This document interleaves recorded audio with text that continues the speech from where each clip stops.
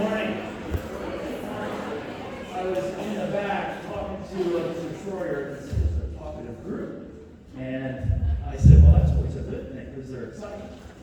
And a couple things before we get started. I do want to recognize Greg Grothman, you're a board member, and also Terry Schroyer who stopped by.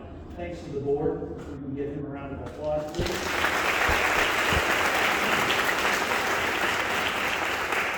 This morning we'll get into it a little bit about, why did I come back to Coldwater?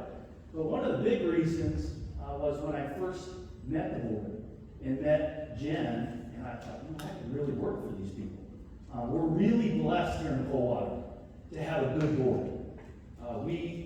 Where I come from in the city, it's boards get a little crazy, and we're just really lucky that we have grounded people that care about the school system. A couple other things that we want to do this morning is to thank some people. Mitch and his custodial crew and his maintenance crew. I can't tell you the shape of these buildings and what they look like is a credit to them, it's a credit to you. So if we can give it up to Mitch and his custodial crew.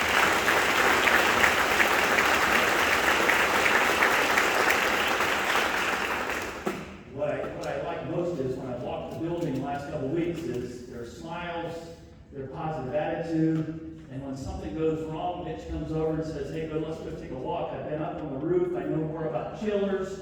I get videos when there's a waterfall in the commons. Just so you know, the roof will be done. The water that has come in is off of drains that were put back on, so hopefully we'll have a sealed roof that we don't have to worry about. So this morning, what I want to do is kind of walk through a few things with you and hopefully just make us think. And when you woke up this morning, how many people had butterflies? I did. How many people were nauseous? It's that time. We go back. Luckily, we have a couple days to get ready. And then the most precious commodity we have in our community are going to be with us, and that's our students. So first thing I want to do is celebrate what you have done. We've been through two of the hardest years in education in my time. And that is not an easy feat of what you went through. One thing it did, it made us open our eyes that no matter what is put in front of us, we can handle it. And it wasn't easy. Some of our kids are behind, both in academics and also maturity because of that. But we will get them where we need to go. And that brings us to getting better at doing hard things. If you talk to athletes and after 2 days and they say, I just can't wait till this is done, it's going to get easier. It's the same thing in education. If we just get through, it's going to be easier. Well, a lot of times easy doesn't ever come. What we do is we learn how to do hard things better. And education, what we do every day is hard. But we just get really good at doing hard things better. Kids are different. They're different than they were 5 years ago. They're different than they were 45 years ago. There's more pressure on them. We expect more out of them. I don't think I could have graduated Coldwater High School, barely did anyways, if I was a student today. I certainly wasn't motivated, and we'll talk about that a little bit this morning. The opportunity lie ahead for us. A lot of people I've met, I know we have some hard times ahead of us. Again, we will just get better at what we do. I don't come in here with any preconceived notions. I've done a lot. I've changed a lot. But we're going to work together on what's best for Coldwater. And that's the important thing. I don't come in with a money tree. I wish I did. But we'll figure all that out. If you look around the room, we have a lot of smart people in this room. That if we just listen to each other and figure out our why, we can do anything. Whether we have money or we don't have money. So when you're sitting in your classroom or you're cleaning a room or you're in the kitchen and you have an idea, why do we do what we do? What I want to do is build a relationship that everybody's not afraid to come up and say, this is a better way to do things. So many times in education, We just do what we do. We've always done it. I've been really lucky in the people that I've met. And I've done a lot of speaking over in Europe about the change in education. And some of the stuff I talked about is you look at a classroom from 45 years ago, straight rows, the teacher's up front teaching. If you take a look at that picture and then you look at today, the only difference is one's black and white and one's color. I'm not saying it's bad. There's times and places that we need to do that. Again, the kids are different. The only people that know how to impact students is you. You know your students. You know what motivates them. You know how you're going to get them to listen. And you're going to know how to make sure that they learn. So we're going to look at where have we been, where are we going, and where are we now. So we have some new staff that we really need to welcome into the Coldwater family. I don't know if you use that term, but we really are family. We have to love each other. We have to love our students. And family isn't all hunky-dory, everything's happy. Love comes in a lot of different forms. Sometimes it's tough love, high expectations. And it's okay to give family a hard time once in a while. When I was in the process of interviewing for this job, I have family that live here. Darlene, Dave, and my mom. Big reason I wanted to move back. But as I was going through this process, I was just finishing the second interview and I got the job. I asked my sister, Darlene, are people contacting you? Are they texting you? She said, yeah, everybody is. And they asked me if I'm excited. I said, well, what do you tell them? She said, no. I said, well, why aren't you excited? She said, I tell them, what if he sucks? And then my supportive brother, after the second interview, I went over to his house, and he said, well, how'd you do? I said, you're okay. He goes, if you get the job, just don't be a dick. I said, I don't think you have to worry about it. My biggest fear is, I've had friends that moved from the building level to superintendency, and every time, half the brain gets sucked out. So as I got this job, all my friends, just remember, don't let half your brain get sucked out. So today what I want to do is talk about who, why, what, and how. Somewhat in that combination. We're going to try to figure out what our purpose is this morning. So the who. Some of you did some background on me, some of you don't care. But just let me tell you a little bit about my journey. I went to Coldwater K through 12. Loved living in Coldwater. How do you know somebody's from Mercer County? Ask them what their first job was. Mine was catching chickens. There's a couple of them in the audience that I caught chickens with. But you know, in Mercer County, you grow up with this really strong work ethic. I wouldn't change anything from growing up. But you know, I was that student that walked into classrooms, and if you're a high school teacher, you ever had that kid go, he's in this period. That was me. You know, I had two brothers that were pretty good athletes, really good students. My sister was about the same, and then comes me. I had teachers and coaches say, why can't you be like your brothers?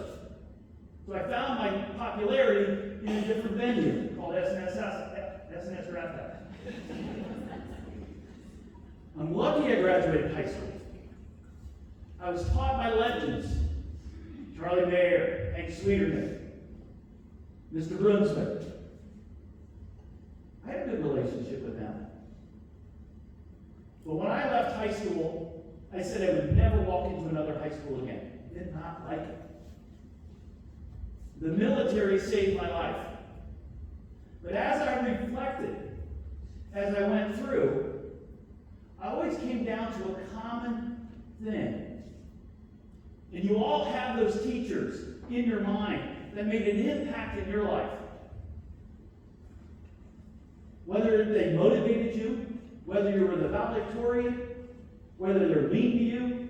I had an algebra 2 teacher, who was also my chemistry teacher, called me stupid in front of the class and said, "You will never make anything of yourself." And he was probably right. But it did motivate me. But when I reflected on relationships, there was one teacher. If you went to school here, most of you had it. Mr. Larry Knapp. I can't remember what he taught me. But I know I always wanted to do his work because I didn't want to disappoint him. He cared about every student to make them feel important. And what impacted my life more than anything, and what I modeled my teaching career off of and my administrative career off Mr. Larry Knapp, was his compassion. When I was in the 7th grade, went out for basketball, and I got cut. In my family, you just didn't hear about that. So much so, I'm up in my bedroom crying, and it's dinner time. My mom asked my sister, "Where's Doug?" "He's upstairs. He's crying. He was cut." She said, "Where?"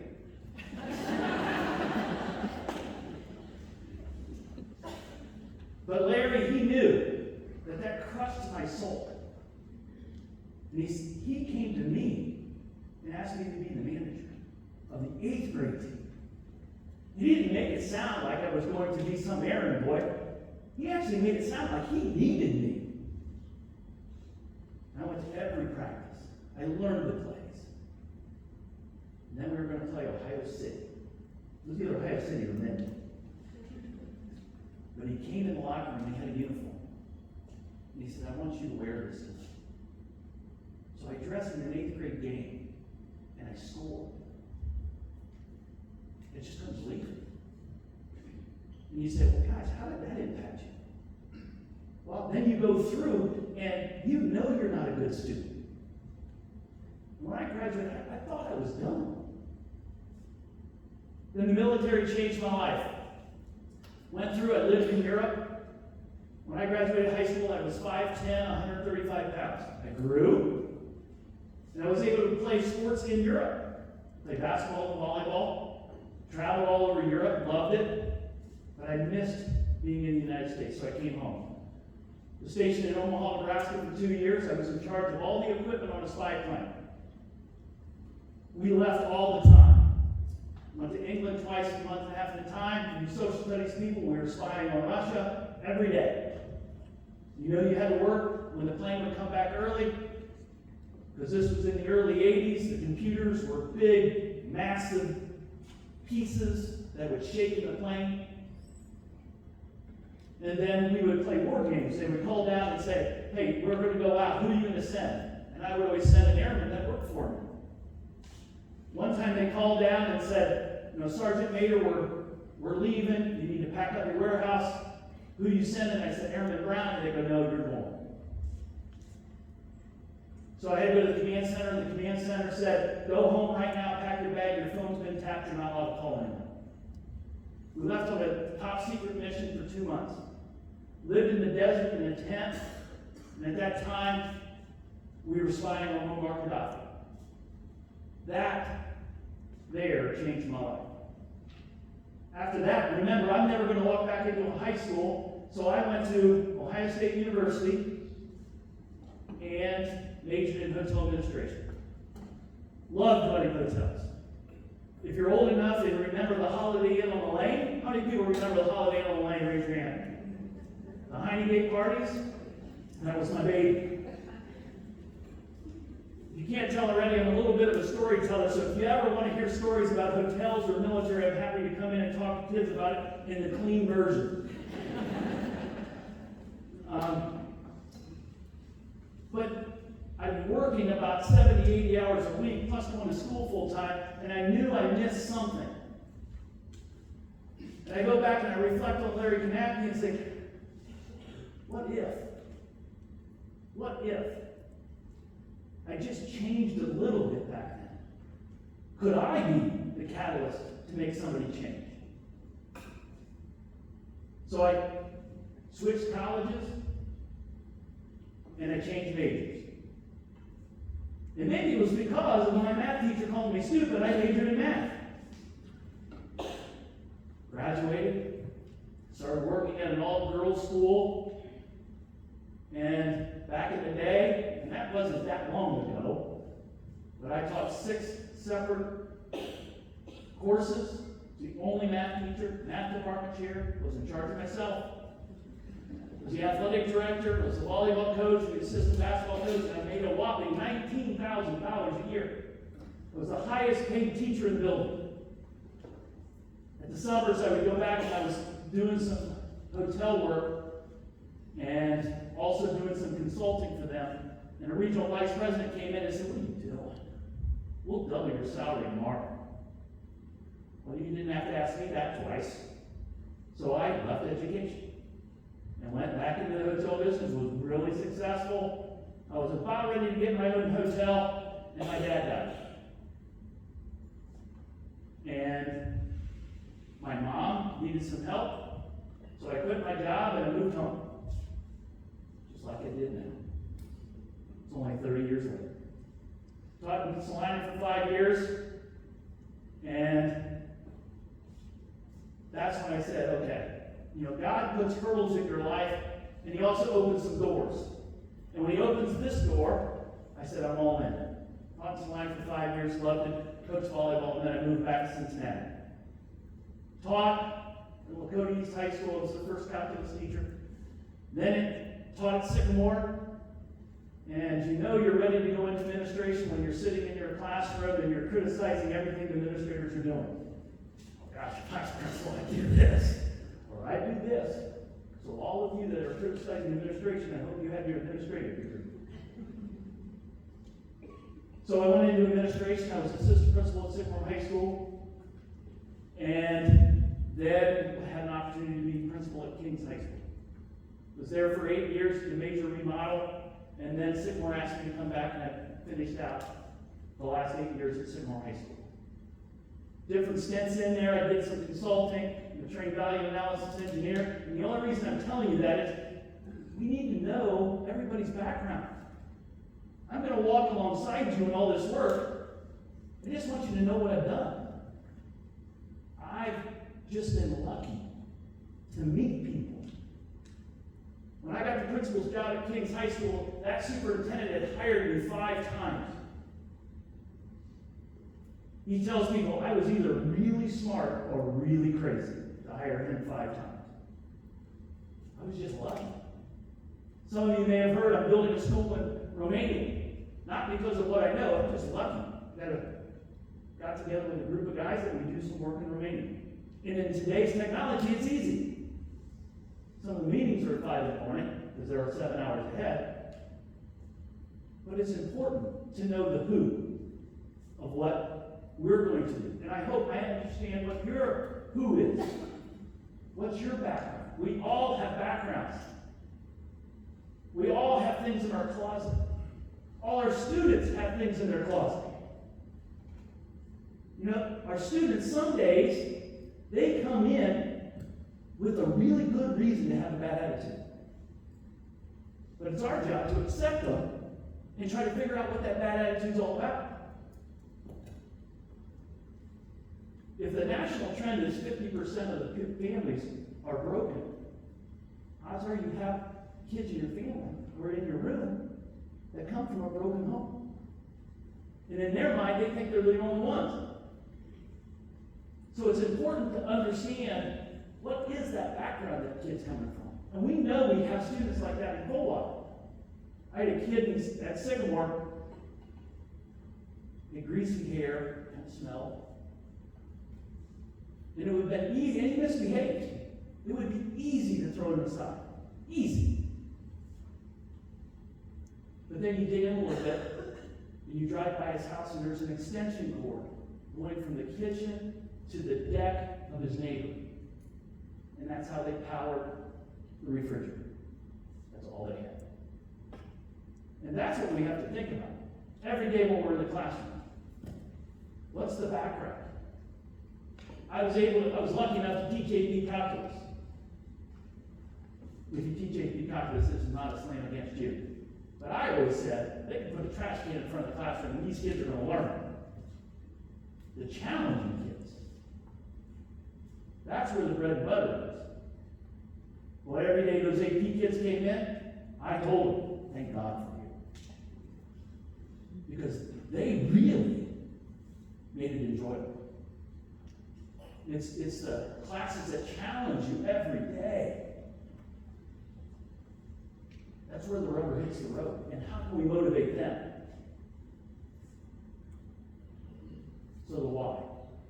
You know, a lot of companies really work on their why. So Apple, if they didn't have a why statement, Apple would be, we make great computers, they're friendly, beautiful, designed, and easy to use. You want to buy one? But instead, their why is with everything we do. We aim to challenge the status quo. We aim to think differently. Our products are user-friendly, beautifully designed, and easy to use. We just happen to make computers. So I challenge you, if you're a math teacher, teaching math is your what? So why do you teach math? And I'll get into my whys. Because I think if we start as an organization and say, what is Coldwater's why? What is our why? Is it the mission statement that's on the website? Does everybody know it? I'm not saying it's bad, I'm not saying it's good. But do we know it? Do we live by it? That's why we have to live by our why. If you do a Google search on companies' whys, you'll probably get 1 billion hits. Tons of videos. And some of the videos are boring, some of them are funny. Here's a 3-minute, 40-second video of really what the essence of a why is. Howard, would you hit that?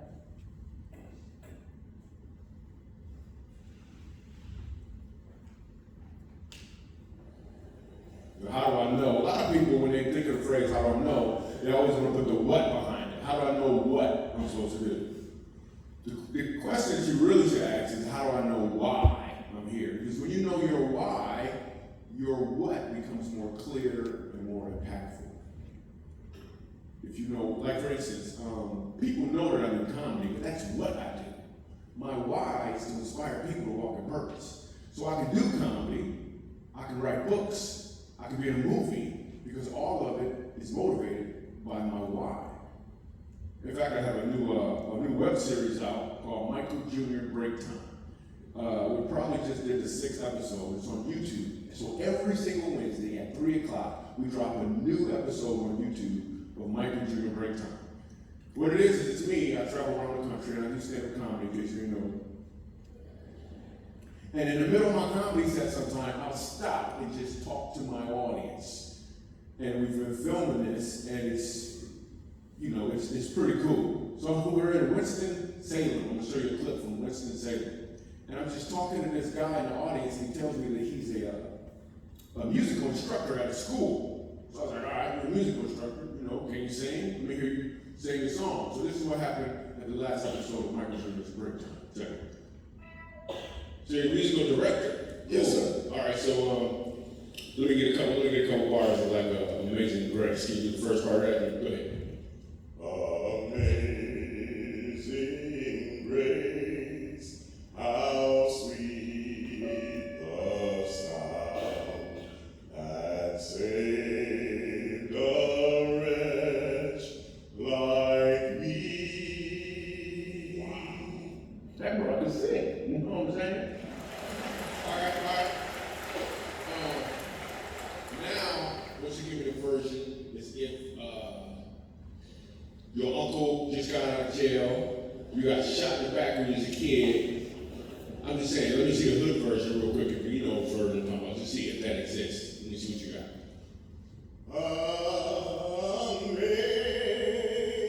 Amazing grace, how sweet the sound that saved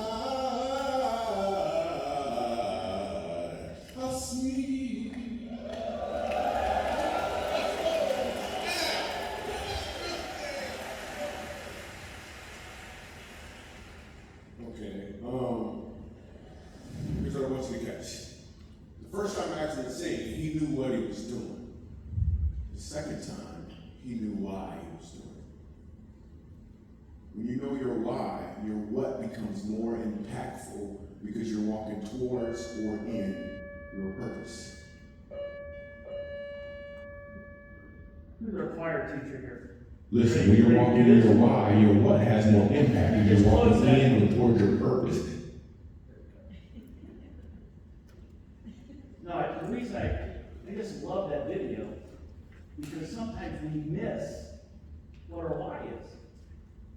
And I was as guilty as anybody. When I first became an administrator, it was like I put my military drill sergeant's hat on. And somebody misbehaved, especially when it had to do with respect, and I would just get in their face and I'd start screaming. Then I realized, what am I doing? That is not anchored in my why. My why is to build relationships. How's building a relationship? Getting in the kid's face and screaming at them, building a relationship. And trying to understand where they came from.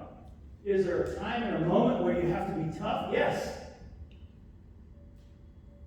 There's not necessarily a right way and a wrong way. It's your way, if it's anchored in your why.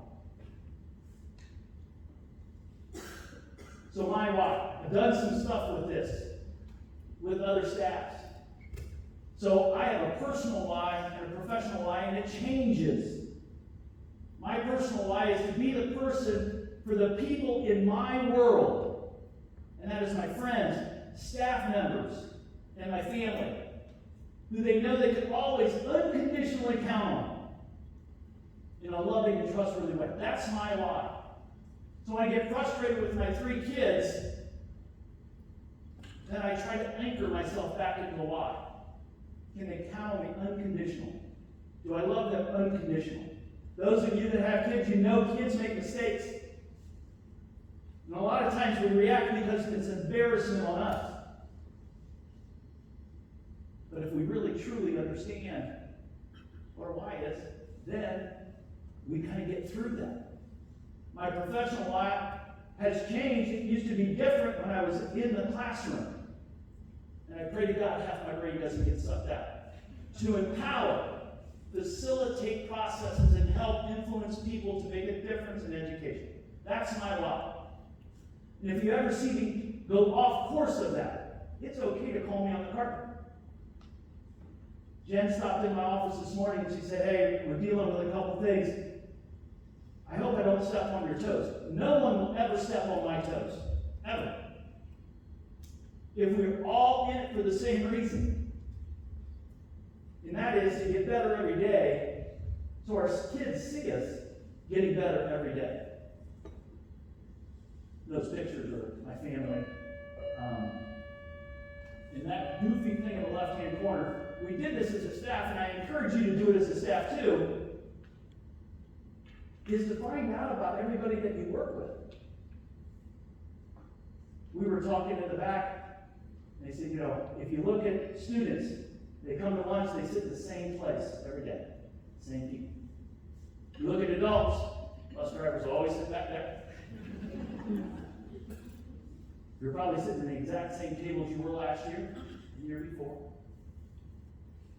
This staff, we should know every single person. We should know what their story is. Because if we're family, we should know that, and we should be able to count on each other. And that's really important. Somebody asked me Saturday when I stopped in to watch a little volleyball, what's the difference in terms of staff? Well, at district office in Sycamore, we had the superintendent, assistant superintendent, HR director, 2 curriculum directors, a special ed director, 5 people in the treasury office. At the high school, we had 150 certified staff, 80 support staff. Of that 80, we had 13 secretaries at the high school. We had about 230 staff members. You do a lot. And I asked myself, why in the heck was I so busy? But when we're like this, we should really know what makes people tick and help each other.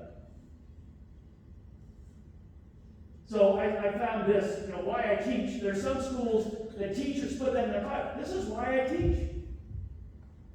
So that students see it. Just like I showed you my why. And we'll talk about that along the year as we develop what Colder School's why is. So you'll know what my why is. What's the harm of letting students know what our why is? What are you anchored in? I know what Larry Kanapke's why was. To treat every student with compassion so they feel important. And oh, by the way, I teach social studies. That was his why. To provide a caring environment for students to develop creatively and have confidence to achieve their dreams. I won't read them all.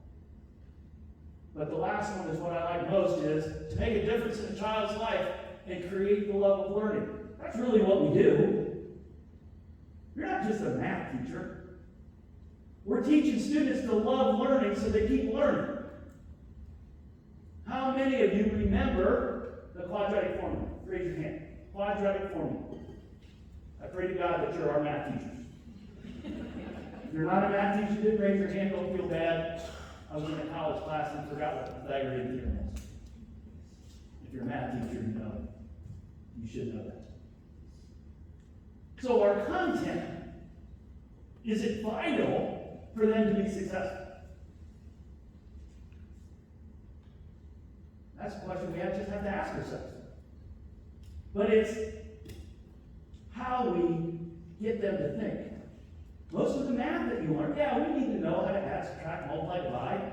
When's the last time you factored a quadratic equation? X squared plus 4x plus 4. What's the factorization of that? I'm a geek. It's x plus 2 quantity squared. I don't know when I've used that. But that process of thinking has helped me problem solve a lot of things. And I wasn't a great student. That's what we do. So we better inspire our students to love learning. So I did that exercise. Why am I an administrator? To create a culture of relationships are the core of what we do. If we really peel the onion back, what we do is build relationships. You know, cell phones are a pain in the rear end in the classroom. They are. And we've swung the pendulum so far. I can remember when they first came out, I was 40 years old when I got my first cell phone. And then all of a sudden, more and more kids get them. Now kids are getting them at 5 years old. They're bringing them into the classroom. I encourage you to set your own bar for the usage of cell phones in your classroom. Some of you use it for Quizlet. Some of you use it for other things. Some kids use it as an organizer. You know, some teachers have a shoe rack, a plastic shoe rack, and kids put their cell phones in for attendance, and then we don't have to worry about it. That's your world. But when they first came out, we can't see them, we can't hear them, and you're going to jail if you don't. I actually called the sheriff on a kid. He was in study hall.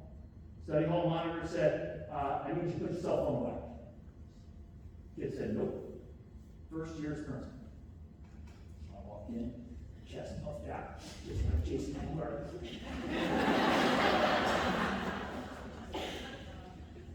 Give me the cell phone. Well, I give it to you. And now I have 200 kids looking at me. Hey, this is do or die. What do I do? Study hall monitor had a whistle. She's blowing the whistle. I look back, sister, call the sheriff. Thought that scared her. Didn't scare her. Pretty soon the sheriff comes in. I want him cuffed. He cuffed him and took him out. Disorderly conduct. Like I said, I've changed the law. It was not the brightest move. But then we swung it. Okay, just use it anytime you want to. Whatever you want to. You know, and then kids got really good at putting it in their sweatshirt, protects them without seeing. You know, then all of a sudden it becomes a disruption in the classroom. So now we're still trying to figure it out. And we've had cell phones for over 20 years. So we just need to find that. I don't know why I went on that tangent, by the way. But to encourage, that's why we teach. To empower staff and students to make a difference. If you hear nothing else today, you are now officially empowered. And I know everybody loved Jason Wood. And we will celebrate him and we will honor the work he did. And I didn't get into the nitty-gritty of, how he conducted empowerment and innovation. But I'm telling you today that you are empowered to think big. I always say the job of administrators is to facilitate the needs of the teachers and the staff. That's our job. If you have an idea, we will help. Sometimes as administrators we get cringeworthy because people will come in and say, I have this great idea that we can do. You won't have to do anything. Alone. Ask the administrators. But seriously, we will help in any way we can. Again, we don't have a money tree, but we can figure things out. If we don't really start thinking, I say, in the next 5 years, education will be radically different than it is today. Radically different. And if we don't at least have honest conversations with each other and say, what does it look like? We will either become obsolete or non-existent. Just think back 10 years. 10 years. Did you ever think you would pay money to stay in a stranger's home? You do. Airbnb. Did you ever think you would pay money to get in a stranger's car? You do. Super. Blockbuster was a big deal. Saturday night, Blockbuster was always packed. People getting their videos. Blockbuster refused to have a conversation. What's the future look like? There are no more Blockbuster stores. And Netflix took off. And everybody said, we'll just wait, we'll see what happens, Well, now, how many streaming services do you have? That's education. And now that we've gone through COVID, and people know what we can do on the switch of a dime. So we just have to have that honest conversation. Again, I won't read all those things to you, but it's to influence people, to learn from others. The best thing that happened is if you listen and learn from others. I've had some crazy ideas in the past that I think are going to be home runs. And then to sit with a bunch of intelligent people that are a lot more intelligent than I am, and the idea becomes something completely different and better than I've ever imagined. That's what we can do as a staff. That we can have honest conversations and say, what can we do different? We're in a unique situation, especially at the secondary level. How many of our students are going to TriStar? I think that's great. How many kids are going to CCP? We need to think, well, what are we doing? How do we do it? But again, if we go back to why, then we can really make an impact. So how? How are we going to do that? Well, first and foremost, we're going to communicate. You're going to get a lot of communication from district office. I hope I don't overwhelm you in communication, but I think it's important. Jen and I are going to work out some communication to the community today about the roof. We put $2 million in the roof, and people that are here Saturday just saw it raining inside. If I'm a taxpayer, what the world do we spend $2 million on? There's an easy explanation. Mitch has pictures. They just didn't put a drain cover back on. But in the community, they don't know that. So we're going to communicate that. We're going to communicate the good, the bad, and the ugly. Today, you've heard me say a lot about from this day forward, you will only hear I if something bad happens, and I will take them on. Everything else will be we or you. And in that communication, I hope I'm able to sell your story. Not necessarily sell, but share your story of the positive things you're doing. So if I come to your classroom and take a picture, I'm not being a stalker. It's just so I can share that with the community, so they can see what's going on. In Coldwater, we have so much pride of Coldwater schools. For the last at least 6 years, I've had a Coldwater Cavalier coaster ring on my desk. Maybe it was a prophecy. We had 2 Coldwater boys running Sycamore Community Schools. Frank Forsythe was the superintendent, and I was the high school principal. And he was superintendent for 7 years while I was there, high school principal for 8. He was the HR director before that. And it was awesome. And that's who gave me that coaster. And he was a big reason I came home.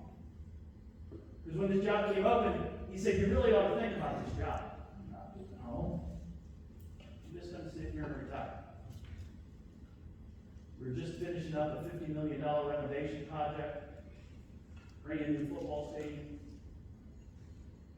And then I thought, you know what, I'll just go see. Really like the board, really like the treasurer. My mom's 90 years old.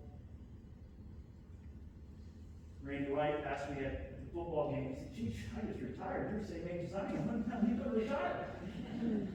Well, I got into the game late. So I have at least 5 years left, if not 8 or 10. See, for 40 to 50, I kind of went backwards in age, so I'm really only 50.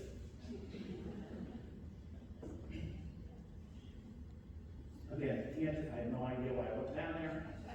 I'll try to get back on focus. Also in communication,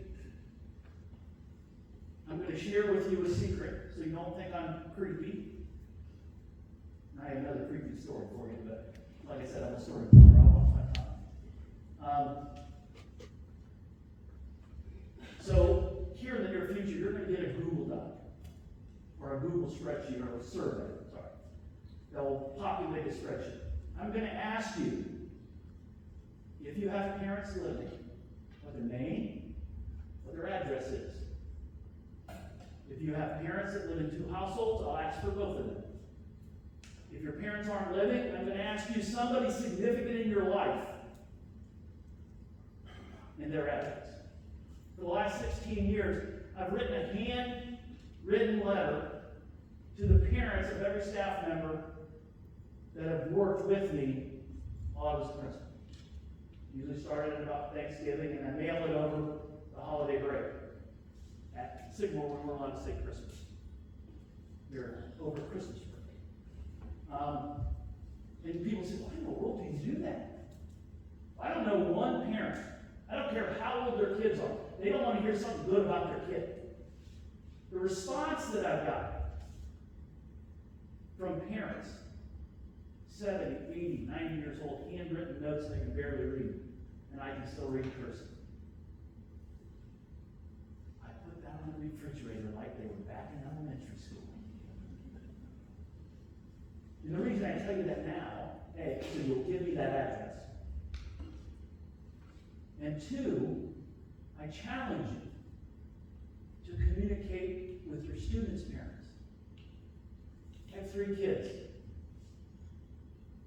I've only been called by the school for 1 kid, and that was because he was always in trouble. And I was in the business. But ask yourself, if you're a parent, when was the last time you heard from the school? I know it is. I know it. But chunk it off. When I was in the class, I was terrified to call parents. I thought someday they're going to figure out I don't know what I'm doing. But all they want to do is partner with us. And I'll help you in any way I can to help you with that. When you have a tough phone call, I hate hate those. But then when you get administration, you find it, you kind of get good at it. And if it's going to be a really hard one, you're always smart enough to let me do 2 positive phone calls before I do that bad one, so it makes myself feel good. And then I'll do another positive one. Because you don't want to end your day that way. Visibility. I hope you don't mind that we will be very visible in your classrooms. And I'm excited to do that. We're not going to read in a 2nd grade classroom on Wednesday. But I ask you to keep your door ajar, if you don't mind, unless you do not want to be disturbed. That way you just kind of slide in. You don't have to stop. Just want to watch what you're doing. Not in a bad way. Just want to learn. And if I can pick on Mindy for a second, at the community picnic, I was at a friend's house, and several kids were there. My buddy Greg says, "Hey, I want to introduce you to the new superintendent." You know, these kids were nice, and one I think's in middle school. But anyways, he had a 2nd grade. And the 2nd grader comes up, and my friend says, "This is the new superintendent." And she looked at me. Okay, who cares? And I said, "Oh, I just can't wait to come to your classroom and see what you're doing." She looks square in my eyes and goes, "Sounds a little creepy."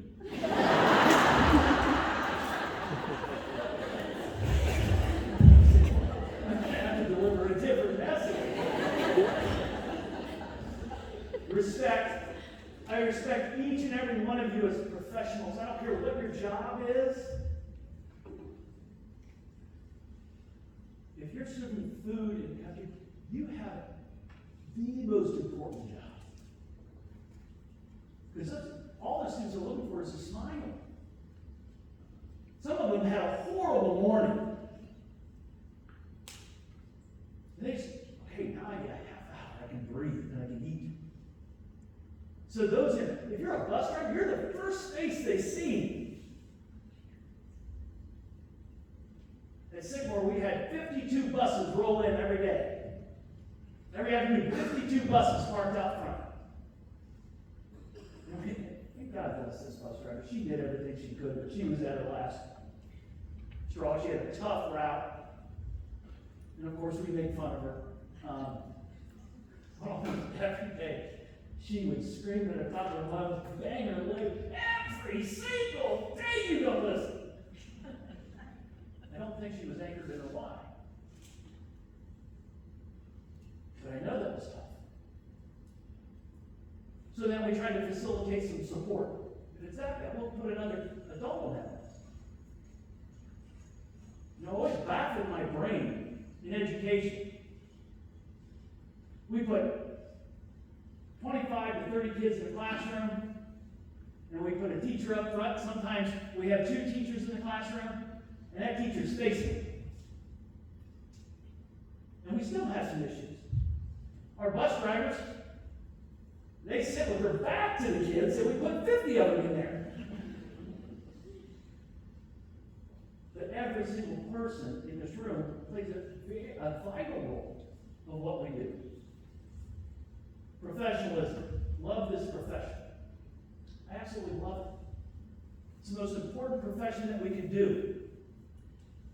Every single person in this room got in this business to make a difference. Because if you got in it to make money, I question your intelligence.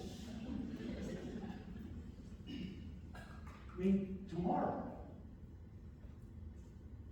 most of us could double our income. Job market the way it is, how smart we are. Educated, they don't pay us enough. But then if you go back to your why, did you really got in it to make money? Sure, we want to be comfortable. So, we treat it as a profession. Relationships. I believe it's the key to education. Done a lot of help with people interviewing over the years. And when I have a student coming in from college and they want to do a mock interview, I'm asking typical questions. I always tell them, it doesn't matter what you answer. unless they're asking you to factor a quadratic, and you're going to be a math teacher. But every answer, I just listen to see if they're going to say something about relationships. Every single question should be back to relationships. I don't know how to speak Chinese, read Chinese, anything, but I could teach Chinese. Why? Why? If you build a relationship with that kid, you'll get them across the finish line. And that finish line might not be the time they leave your classroom. It may be when they're 26 years old, trying to figure out what they're going to do with the rest of their life. And they anchor it back to the person that made the biggest difference in them. And how they made it. And again, I never missed one science for like math. Every other teacher, I could care less. Except Charlie Mayer. I got a lot of stories about Charlie Mayer too. How many people in here had Charlie Mayer as a math teacher? Okay? Do you remember when he throws keys up and catch them in his pocket? I did that in the classroom. When he'd take his pointer and knock flies out of the air, I tried to do that in the classroom. It's funny how we mimic some of the people that have come across in our life. Trust. I trust you. I ask over time, once you get to know me, that you trust me. But we have to trust our students. You know, when I talk to students, I let them in on the big secret. I always tell them, I'll let you know, you outnumber us. And if they ever figure it out, we may be in trouble. But I always tell them, culture of the school is not built by the adults. It's not. It's built by the students. The adults help the culture for the students by facilitating trust and respect in the classroom and outside the classroom. The adults create their own culture. If we're waiting on administration to create the culture of a school district or a school, we're going to wait a long time. Because they'll let you on the same secret. You outnumber us. We have to unite. We have to unite. The biggest thing that we did together is, takes me a while to learn. So in about the 16th year, 15th year of administration, we did a trust fund. At Sycamore, respect was really low, kids were misbehaving, yeah, it's a high-flying school, but it was getting bad. So a new administration comes in, we take the culture, and the culture starts building, and then it plateaus. We couldn't figure out what's the next step. So we met with leaders in the building and said, how do we bring it to the next level? What are we missing? It was trust. As educators, we never forget anything. I can still remember in the classroom, corner classroom, teaching math, and I had an assistant principal come in with her finger wagging. She gets right in my face and says, you never send that kid to the office. Can I talk to you outside? Go outside. I said, I didn't send the kid to the office. They never showed up. But sometimes we don't forget that, and that baggage always lingers. Well, that's what administrators do in the mind. So that's what some people were dealing with. Well, I had a principal once that did this. So we did a trust survey. They had to come back. Only about 46 participation rate. Who do you think responds the most? Those that have the biggest action rate. Because if it's going well, why hadn't you do that? So we showed every comment, every result. It was painful. I went through every emotion imaginable. I was mad, I was sad, I'm done. I'm going to go out and double my salary tomorrow. But then I went back and said, well, why in the world did you even do it? we showed everything. Then all the positive, why in the world did you nobody thinks that. One person said I was a dictator. I said, well, because. Did you fill the survey out? Well, no. The positive people are the biggest influence in the school. When you're in the hallway and somebody's complaining about something, the big thing is, well, what are we going to do to fix it? But a lot of times it's, yeah, you're right. And then it snowballs from there.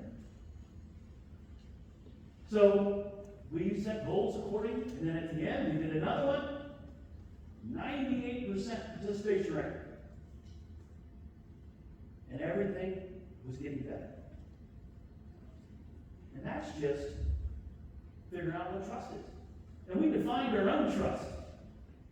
Do a Google search on trust. Another billion results.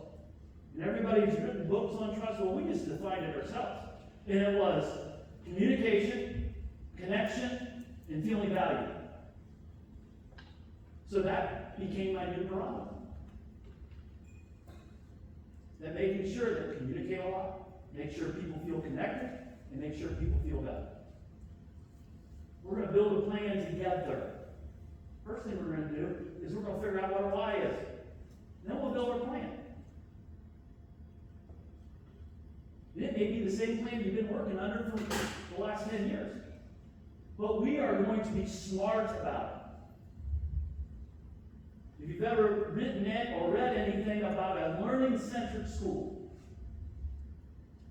I have a binder in my office. I love the concept of a learning-centered school. And there's 4 terms that schools go under. The first one is unconsciously incompetent. Some people are incompetent and they just don't even know they're incompetent. Then there's consciously incompetent. Well, they know they're incompetent and they still keep doing things that make them incompetent. And this is where a lot of people begin. And I know I did when I was in the classroom. I was unconsciously competent. Didn't know why I was getting the results I was getting, but I was getting results. But where we want to achieve to is being consciously competent, knowing exactly what we're doing and why we're doing it. And that's the plan that we will develop together. Transparency, we'll be completely transparent with everybody. We're not going to hide anything. And that's how we build trust. And we'll be vulnerable. The hardest day of my administrative career is to stand in front of that staff and show the results that we got from that survey. Probably the most impactful thing I've ever done. Because I was vulnerable. My voice cracked. Everybody thought I was going to bawl. But it was impactful. And students feel it when we get in front of students and do the same thing. So what? So here we are, we're transitioning into some new leadership. I don't even like that term. Again, I want to walk alongside you. I don't climb ladders, never have, never will. When I first got into education, my uncle was a college president. By the way, he was a high school dropout first, and then became a college president. But I always said, I'm going to be just like him. I'm going to be a college president. And when I transferred colleges and I lived with you for 6 months, I said, there's no way on God's green earth I'm going to be a college president. And then when I got my administrative degree and got my first assistant principal, I would be a superintendent in 5 years. I'm either really bad or really smart, but that's 19 years ago. Then you get in a phase of life of, you know what? This is okay. I can do this. And again, I was going to retire. But again, God opens doors. Oh, what an amazing way to go back home and make a difference in what I need. In the school, in the community that helped me grow up. So now we're in this new transition. So we're in this neutral zone. And sometimes when we get into the plan, we may be ending some things. But there's all these new beginnings that are out there. I can still remember when Twitter first came out, and in an administrative meeting, and the superintendent said, everybody's got to get a Twitter. I said, I'm not. There's no way. I'm too busy. I don't have time for it. So about 8 years later, I finally jumped the train. And now I'm on social media, and it is time out. It occupies your time. But those are new beginnings. And there'll be new beginnings that we have together. But our what is what we do in the classroom every day. If we're building relationships in the classroom, that's our what. But it started with our why. What's important to you? So, my challenge to you today is this. 1,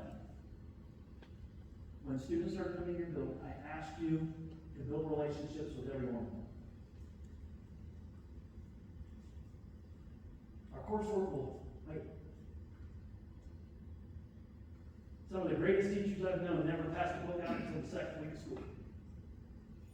Because they really got to know their students. And they were the most successful students.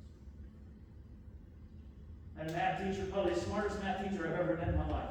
She was brilliant, brilliant. But she was having all these problems in the classroom. Parent phone calls, kids coming up, petitions to get her out of the classroom.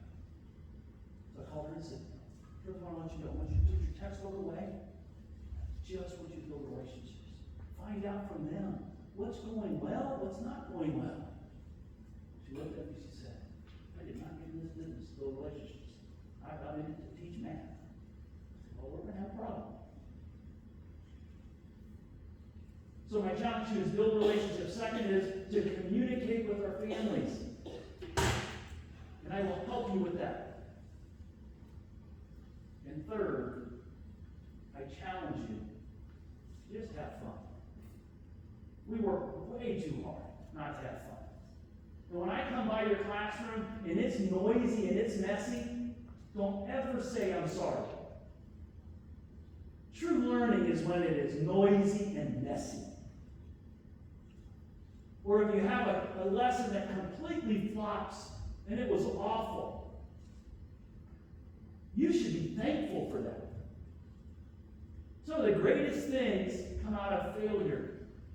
And we need to teach kids that. And we need to keep it in perspective on how they can rebound and how they can learn. You know, I know there's people, oh, you got a D on this paper, I'm sorry.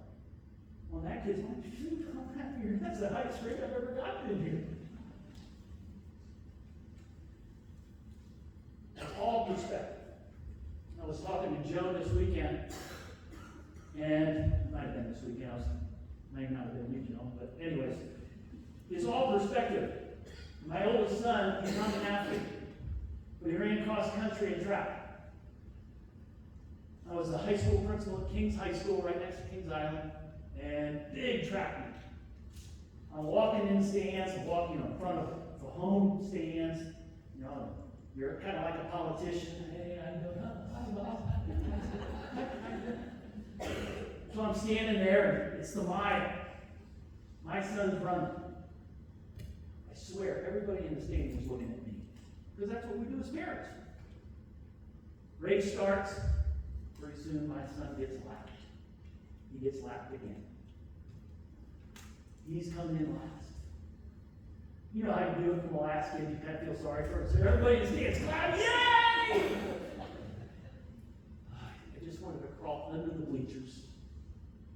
So the meet's over, get my son, we get in the car, and I say, hey buddy, how was that? Yeah, that was awesome. That was a PR for me. It's all perspective. At that moment I said, you know what? I could care less if you stop. If you finish the race. And all we can do is improve every day. So I challenge you to improve every day. I'll be around in the next day and a half. I'll come in your room. One thing I'm not good at is remembering names. So please be patient with me. I only have a few names to remember. But I promise you that you will see me a lot. I want to schedule some time with anybody that wants to schedule time. I want to get to know you because I think it's important. You will soon find out. In your life, your family comes first. So don't ever feel guilty that you're going to spend time with family. That's your priority. This is your family as well. You spend enough time and you work hard enough. So as we move forward, I hope it's an awesome year for you. And if there's anything I can do, all you have to do is say, thank you.